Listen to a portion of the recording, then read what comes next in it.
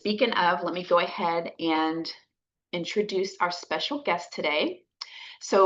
We have Lizzie Ratté. Now I don't know how to say your name, Ratté. I just said it like 4 times. Um, MTBC is a music therapist at Rooted Music Therapy. She completed her clinical training at Children's Healthcare of Atlanta with a specialty in neurologic development and rehabilitation. So her entire career has been concentrated in exploring music's impact on brain and human development and has been affiliated with the Academy of Neurologic Music Therapy since 2021. Lizzie has worked for nationally renowned healthcare institutions, including St. Jude's Children's Research Hospital and Encompass Health Rehabilitation Hospital Network. And she currently serves clients of all ages and abilities in Huntsville. So I just hearing the neurological thing in music just makes my brain light up. So I'm so excited to have you here. It's right in my little nerd wheelhouse. My brain gets really excited. So I'm excited to hear what you have to say. And I know our participants are as well. I've been getting calls all week telling me how excited they are. So thank you so much, Lizzie, for taking time out of your day to do this for us. And I'll go ahead and shut my trap and let you do what you do best. Thank you so much. Sounds great. Hi, everyone. My name is Lizzie Digiovanni Ratté. Thank you, Jenny, for the lovely introduction. I love talking about music, and every time I talk about music, I get new ideas and new questions. And if that happens to you today, go ahead and feel free that you can put your questions in the chat. We will have like an open Q&A at the end of the hour as well, so that way we can kind of get through a couple of these things. But to get started, I'm just going to tell you a little bit more about what I do and how music can help us age well. So first and foremost, what we're going to do today is I'm going to introduce you to music therapy. If you've never heard about this before, it's totally okay. We are still a relatively new profession in the United States, but we've been in hospitals since the 1940s, fun fact. We'll also talk about how music interacts with the brain, how music therapy helps us age well, and then we'll also talk about some research-based maintenance and regulation strategies that you can potentially look at or even hire music therapy for if that's something that you want for the people that you support. And then of course, we're going to end with how you can get connected with Rooted Music Therapy. We are Alabama's premier music therapy private practice, and all major healthcare systems in the state of Alabama refer to us in our practice. So we are in both Birmingham and Huntsville. So we serve both Central and North Alabama, and I'm very excited to just tell you a little bit more about what we do. So the first thing, what is music therapy? Basically, we use music to reach functional, individualized, non-musical goals, which could be anything. It could be anything from helping your body move to helping you remember certain things like where you left your car keys or the name of your kids. It can also be used to help rewire your brain after injury or even after a diagnosis that has some memory loss components. And a really cool thing about what we do is that we're backed by research. Everything that we do has so much evidence with it. We have been exploring the intersection between music and the brain for over 100 years at this point. And so we're kind of like little scientists that you can work with. But it's really fun because we use music to make that happen.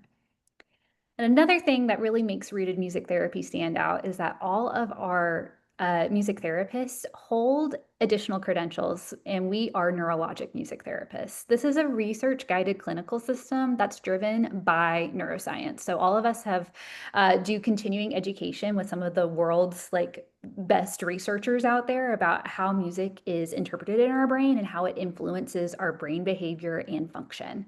And so you can see here on this lovely screen that music's in the middle, but music impacts everything from our memory to the attention that we have to the motor control that we have in our bodies, the emotions that we experience, how we perceive the world around us, and even orient to spaces.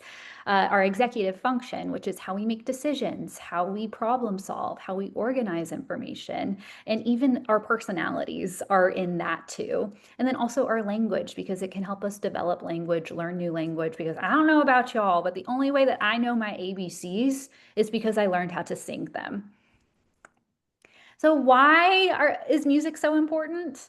Well, not just because I tell you that it is, but I want to tell you a little bit about the research that makes music stand out in comparison to just exercise that's out there, or just talk therapy, or just other modalities that is out there. So the cool thing that music does is that it reorganizes our brain. So regardless of how old we are or how young we are, music helps the brain create new neural pathways. You can see on the screen right here that there is a picture about like just kind of how your brain's at rest. But then when you're listening to music, it lights up, and it lights up everywhere because music is processed in over 11 different parts of our brain.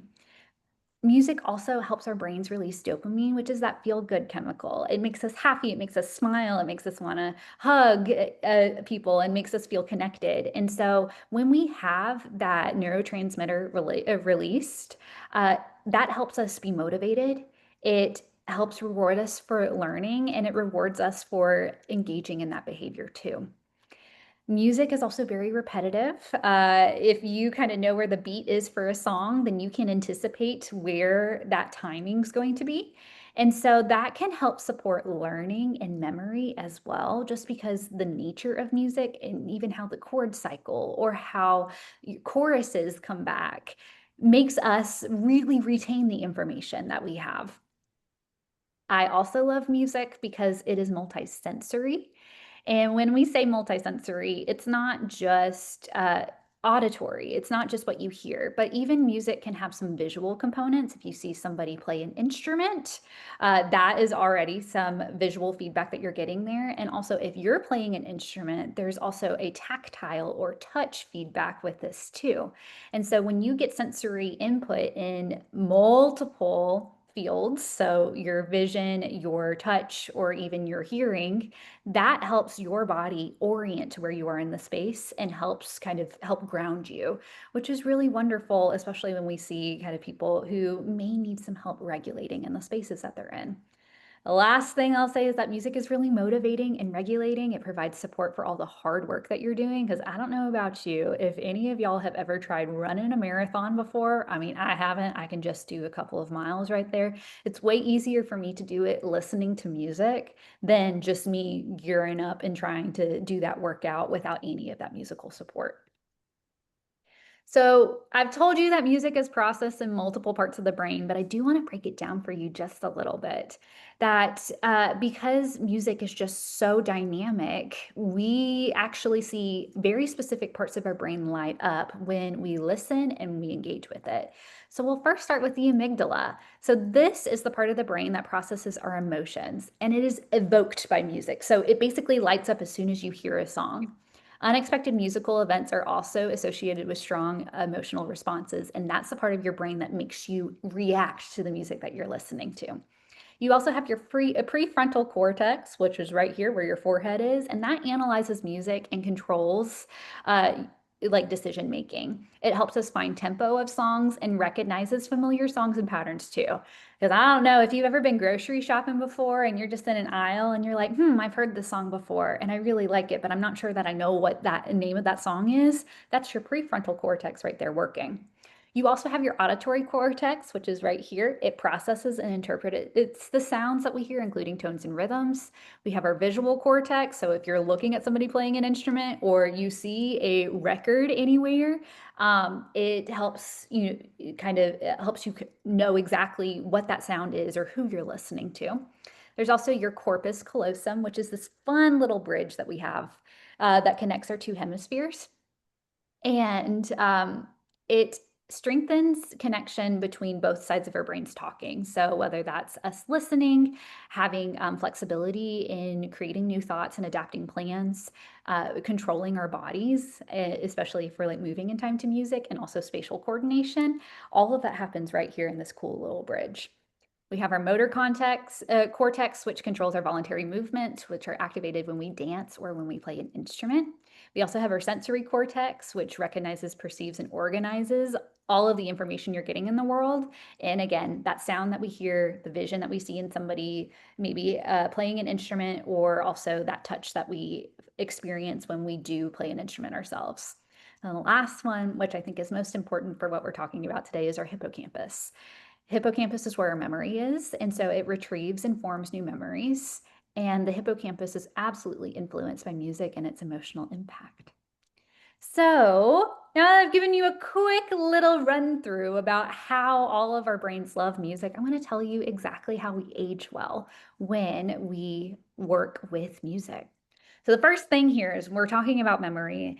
Memory encoding and recall is highly influenced by the mood and the state that we're in. So our mood is our state of mind, like if we're feeling really at peace or if we're feeling really frantic, and then also feelings and emotions that we may experience. So if you're having a good day, you might be content, you might be joyful, you might be happy. But if you're having a tough day, you might feel a little bit frustrated, or you might feel angry, or you might feel sad. And so the mood that you're in absolutely influences how you perceive the world around you.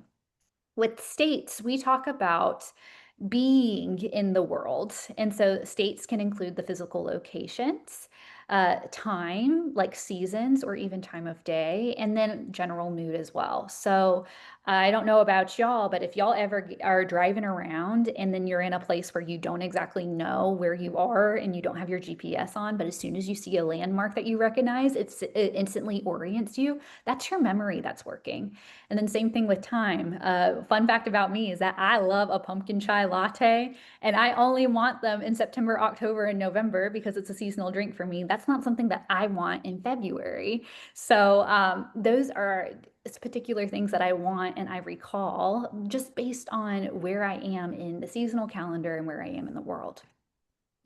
Music influences both mood and state-dependent memory, and it is because of where we all process music in our brain. So when we're listening to music, especially on our right side, where that music perception is, that links what we hear to the emotions that we experience and the memories that we have with what we're listening to. And the cool thing about music therapy is that music therapy is more active than just listening to music, because music therapists can adapt the music that you're listening to, whether that's potentially putting it into another key, slowing it down, asking reflection questions. And so it makes the experience more engaging and interactive for whoever is engaging with music than if you just put headphones in and just played favorite songs. And when you have that active engagement, it increases the memory recall with those who have mood-based memory deficits. Memories influenced by music are more vivid and frequent. And there's so much research around this, which is absolutely incredible. So I'll give you an example right here. I am a proud graduate of the University of Georgia. Dare I say that? I know that I'm in enemy territory right now because we got a lot of Bama and Auburn fans who live in Alabama. But one of the things that I love about UGA's football traditions is that we have a lone trumpeter. And so part of the pregame ritual is that we all quiet down and we all point in the stands to where we see a trumpet playing. And every time that happens, my heart swells. And I'm like, oh my goodness, I'm so excited that I am a part of just this grand university tradition. And I always remember that pregame ritual, especially with that music. I could not tell you exactly play by play what happened on that football field that day, but I can tell you exactly what the marching band was playing, how I felt during that pregame ritual, and how connected I felt to the Bulldog Nation. And it's because, again, that music, it makes those memories more vivid and frequent, which is so, so cool. With memory recall, this involves retrieving memories from our brain and recovering information. We work on this by bringing the information in our long-term memory all the way into our working memory. And music produces consistent, strong emotional reactions, which is essential for this. And music does that when we have music that we listen to that is either self-selected by you, so has personal meaning or significance, or music from your childhood and young adult years. The music that you listen to as a kid is the music that follows you your whole entire life. And it's like one of the reasons why I don't know if any of y'all have been to any weddings recently or have seen anybody get married, but if you have a wedding dance floor that's out there and Dancing Queen by ABBA comes on, everybody gets up and starts dancing. It's one of those songs that does that. And it's because that is a song that the general American culture has associated with their childhood, and whether that's been through stuff like Mamma Mia or even just being an ABBA fan when you're like really young, everybody kind of comes back to that, and it's just a really cool experience. For those with dementia, memory for music remains intact, even in later stages of disease, which is just the coolest thing. So I do work with people who have dementia on my caseload, and it is so cool because I get to see how they anticipate what all I'm going to do and how they'll light up when they sing when I sing a particular song. So with those with dementia, they've shown an ability to learn new songs, and they have that long-term retention of new music that they listen to. And especially for those who have Alzheimer's disease, the structures in their brain that are there that's needed for music perceptions, they're typically spared from deterioration with whatever it is in that disease. So this is the one thing that people get to keep, which is just absolutely amazing. So I'm going to tell you a little story about this. So I currently work with one of my patients right now who does have a form of dementia, and we've been working together for about a year. When I first started seeing him, we kind of were listening to some really great 60s tunes. So I'm not sure if any of y'all know Goodnight Sweetheart. I love the version by the Spaniels. It's really fun. So one of the things that we do to wrap up our sessions is that I'll sing "Good night, sweetheart. Well, it's time to go," which is very fun. But if you've ever heard the Spaniel version, there's a particular bass line that some of their artists sing. And so um, when he was listening to the song, he knew the lyrics of the song, but he didn't know the bass line. And so some of the things that I did with him is that when I would sing, "Well, it's time to go, bum ba dum bum bum, good night, sweetheart. Well, it's time to go, bum ba da bum bum." So I added that into there, and he had never even heard that before. I'll tell you that when we uh, fast forward like 6 months later, he started to catch on to it. And then I would just start singing the song, "Good night, sweetheart. Well, it's time to go." And then he would be over there going, "Bum ba da bum bum," for me. And that was new information for him, which is so cool that I got to see that he learned this new part of a song and a new behavior, and he was doing it in real time with me. So I could see exactly how his brain was working. And my favorite part about this is that the brain that engages in music is also changed. So anytime that you use music at home, in the car, a part of your daily routines, the brain is working overtime to kind of help place where those memories are, to figure out again, what is that song that's playing, or what are the words to that, and that memory recall of remembering all of those lyrics. And so the more that you use music, the more that brains end up being exercised, which can help preserve cognitive function. Which is why I get to tell you exactly what you can do at home, even without the help of music therapy. So, if you are supporting somebody who does have a memory deficit, what you can do is you can inventory the music that they really like, whether that's the CDs that they listen to, radio stations that are usually on in their car, or even streaming playlists. Because I know for sure that some of y'all have some phones and you use Spotify or Apple Music and turn on like the oldie goldies. Uh, if you know who they like, especially from their youth, it's going to be way easier for you to tap into that when there ends up being a moment where you may need music to kind of help calm them down. So currently with older community, 50s to 60s hits are all the rage. So that's everything from your Elvis, Frank Sinatra, big band, all the way to Motown. Y'all, like, I love getting down with some Motown stuff, especially Jackson 5 or, Stand By Me, Ben E. King, all that stuff. That is really great. But also, if you're working with somebody who is not necessarily in their 70s or 80s, the music that they listened to when they were a teenager is really great too. So I even use songs like, you know, Hotel California by the Eagles, because we're like, oh yeah, that's just a cult American classic if you're thinking about classic rock. And that's really great as well. Same thing with Beatles, or if you have somebody who just really, really loves Dirty Dancing, that movie right there, that, I've had the time of my life. Whatever that music is that really gets them up and going, just make a note of that. So it doesn't have to be all old, but if you know what they like to listen to, it absolutely helps.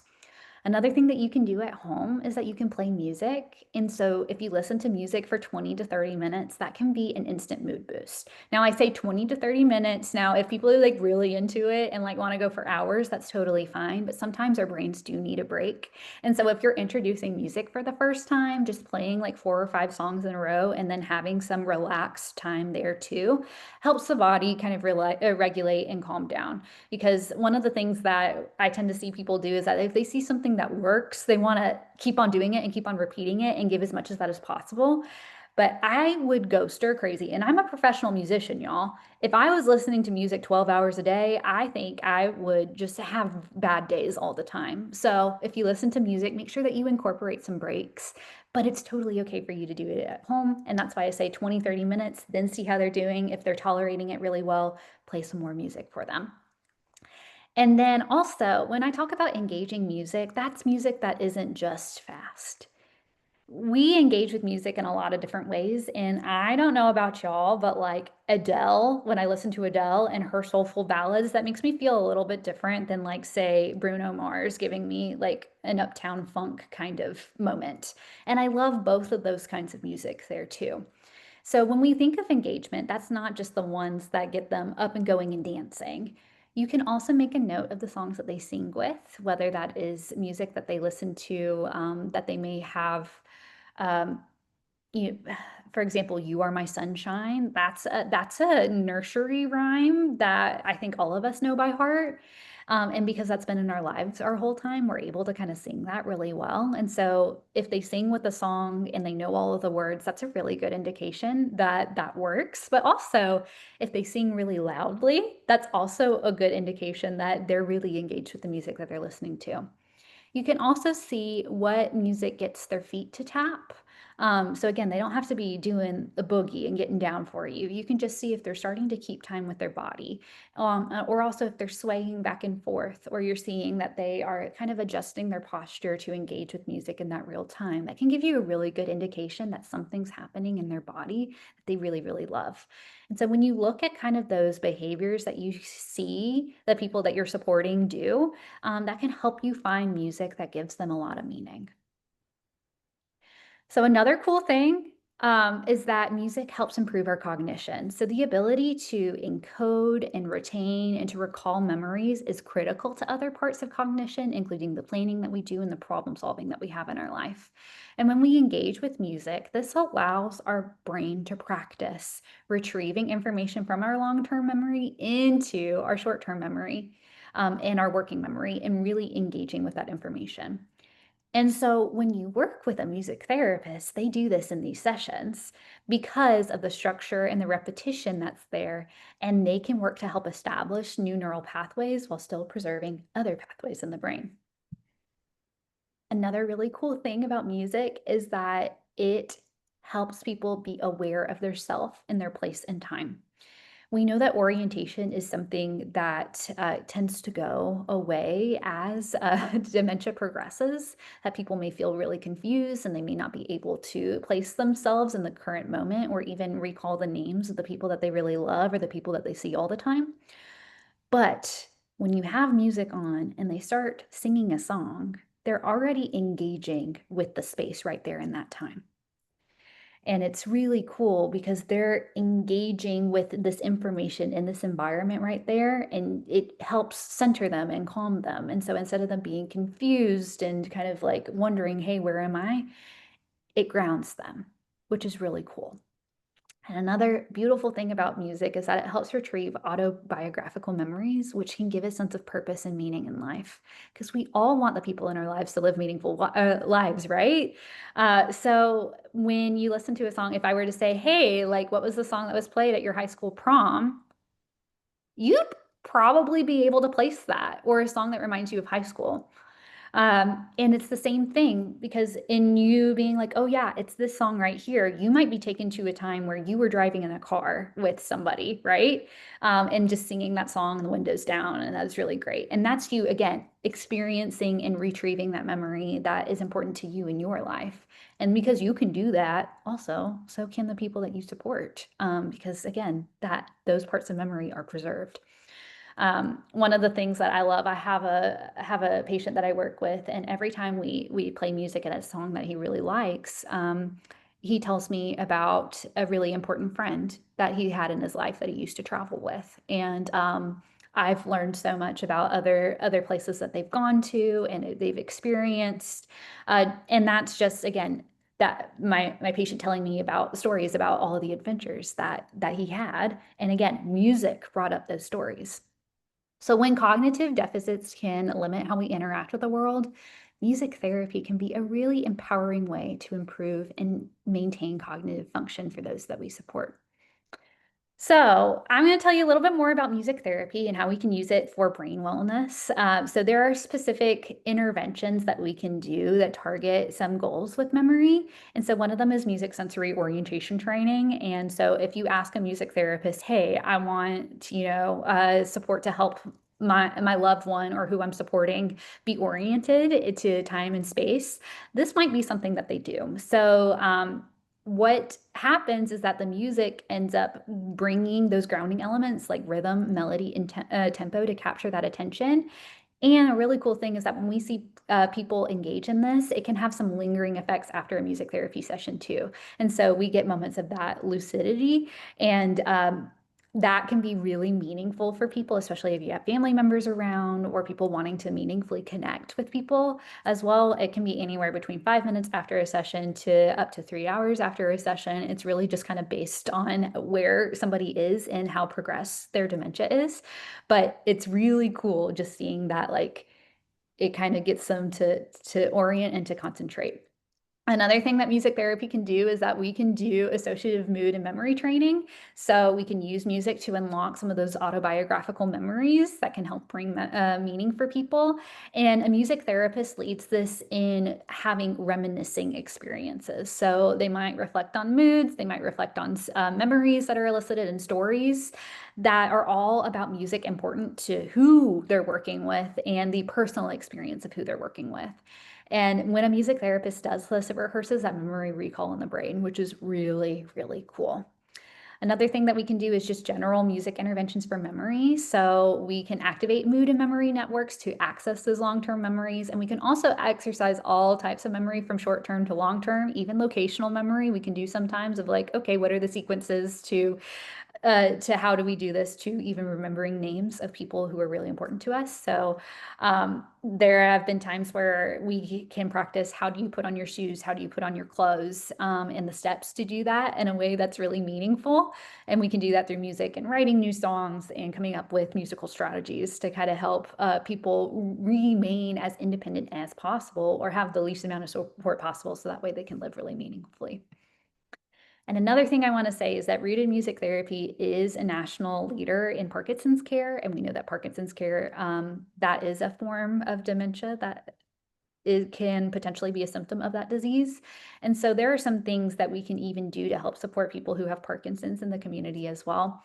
One of them including helping to regulate walking gait through this technique called rhythmic auditory stimulation. And it's because we find that rhythm is really great and it bypasses the basal ganglia, which is the part of the brain that is impacted most by Parkinson's disease. And so when people with PD have this care with music therapy, they can see an increase in their step length, more normalized arm swing, and improved ability to initiate movement during a freezing episode, which is so great. It really empowers people to be as mobile as possible for as long as possible.